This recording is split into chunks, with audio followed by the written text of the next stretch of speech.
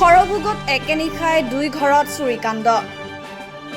বৰপেটা জিলাৰ সৰভোগ থানাৰ অন্তৰ্গত বাৰেগাঁও চৌধুৰীপাৰাত যোৱা নিশা একেলগে দুই ঘৰত লোমহৰ্ষক চুৰিকাণ্ড সংঘটিত হয়।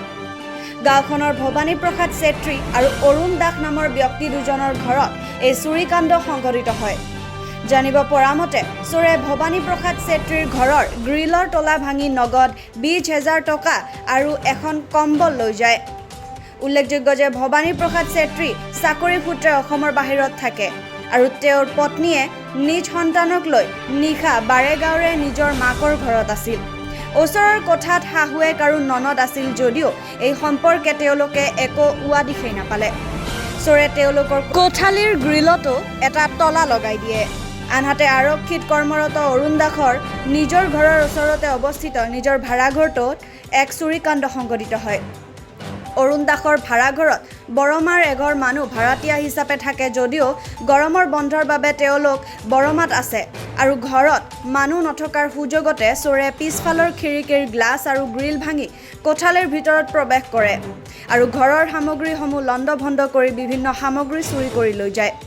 অৱশ্যে ভাড়াতীয়া পৰিয়ালটো নথকাত চুৰি হোৱা সামগ্ৰীৰ বিষয়ে সবিশেষ জানিব পৰা হোৱা নাই। উল্লেখযোগ্য যে অৰুণ দাসৰ ঘৰত থকা CCTVত সন্দেহজনক ব্যক্তিৰ ফুটেজ আবদ্ধ হৈছে আৰু এই সম্পৰ্কত অনুসন্ধান চলি আছে।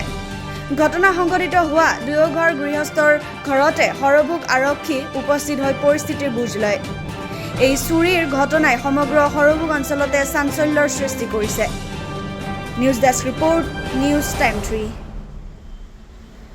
নমস্কাৰ, মোৰ নাম ৰমিলা নাথ। ঠাইখনৰ নাম হৈছে বাৰেগাঁও চৌধুৰীপাৰা।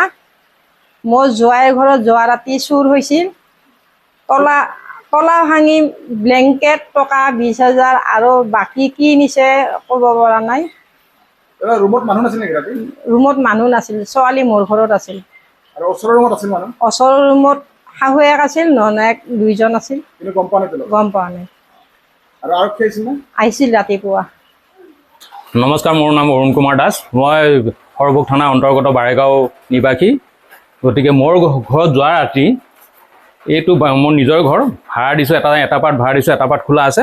যোৱা ৰাতি তাৰমানে অনুমানিক 3টামান বজাৰ ভিতৰত তাৰমানে অজ্ঞাত চোৰে আহি ভিতৰত এই খিৰিকীৰ গ্লাছ ভাঙিছে, ইয়াৰ গ্ৰিলখন খুলি ভিতৰত থৈ পেলাই ভিতৰত প্ৰৱেশ কৰি তাৰমানে মানুহঘৰ অলৰেডি তেখেতে শিক্ষকতা কাম কৰে। শিক্ষকৰ যিহেতু গৰমৰ বন্ধ তেখেতলোকে বৰমালৈ গুচি গৈছে।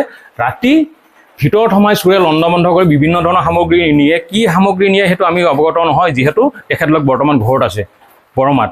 গতিকে বিভিন্ন ধৰণৰ আচবাব ভাঙি আলমাৰী, গডৰেজ যিখিনি আছে গোটেইখিনি খুলি মেলি গোটেই থান বান কৰিছে।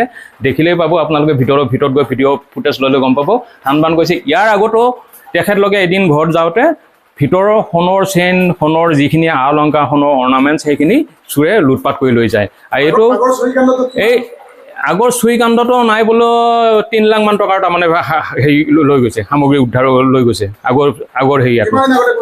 সেইটো মোটামুটি আজি 3-4 মাহ আগত হ'ল নেকি, 3-4 মাহ আগত। সেইটো 3-4 মাহ আগতে সেই তেনেকৈ হেৰি কৰিলে। এইবাৰ আকৌ কালি তাৰমানে অকল মোৰ ঘৰতে নহয়, এই মোৰ ৱালখনৰ সেইটো পাৰে তাৰ চেত্ৰী বুলি মানুহ এগৰাকী আছে, তেখেতলোকৰ তাৰমানে এটা ঘৰত মানুহ থাকে, এটা ঘৰত নিজৰ ল'ৰাটো কৰ্মসূত্ৰে তেখেতে ভাৰতীয় সৈন্য বাহিনীত কাম কৰে।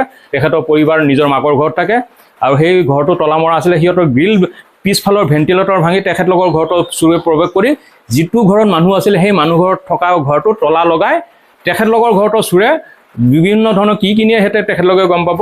সেই কথা একেই ৰাতিৰ ভিতৰতে 2টা ঘটনা হৈছে লগতে। গতিকে আমি মোৰ ভিডিঅ' ফুটেজ কিছুমান চাই আছোঁ। ভিডিঅ' ফুটেজত কিছুমান হেৰি ওলাইছে, 80% আমি মানে হেৰি পাইছোঁ, কনফাৰ্মেশ্যনটো পাইছোঁ 80%। যদি হেৰি হয় তাৰমানে ধৰিবলৈ চুৰটো মানে বিভিন্ন ধৰণৰ যিখিনি আইনগত ব্যৱস্থা, মই পুলিচক অলৰেডি খবৰ দিছোঁ। পুলিচ আহিছে, সৰভোগ থানা পুলিচ আহিছে। পুলিচ আহি কি চোৱা চিতা কৰি তদন্তৰ কাম মানে হাতত লৈছে। গতিকে এয়াই মোৰ ক'বলগীয়া গোটেইখিনি।